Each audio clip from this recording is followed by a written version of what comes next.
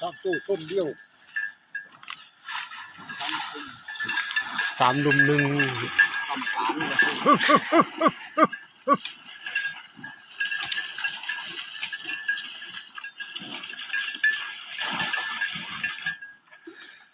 รับบอกได้ใช่ไหมโซ่ยางนี่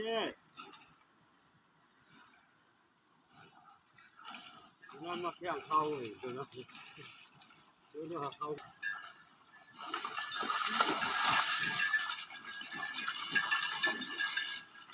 หมูค่ากาเป็นเฮ็ดฐานี่นะผู้ชนอยู่นำมันมากคือพวกนี้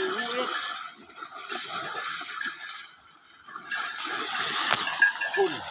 ใช้เรื่องโอ้โห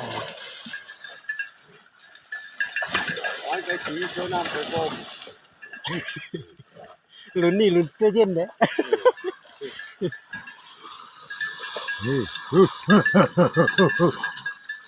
บอกนับโอ้ลาไปนี่โอ้ย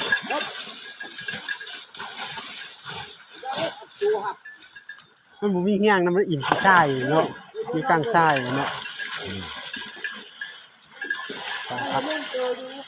คัดขาไปเลยนี่มันเจ็บน้ำแนวนี่นี่เนาะกัดกันทำมันกัดคุยตัวนี้โจรกัดคุยตัวมักแรงอยู่ว่ะเนาะเขามันไม่ยอมมาขึ้นเลยเฮ็ดบูมจิบข้าวไปกินเลยครับเนาะจิบข้าวเนาะเจ็บขา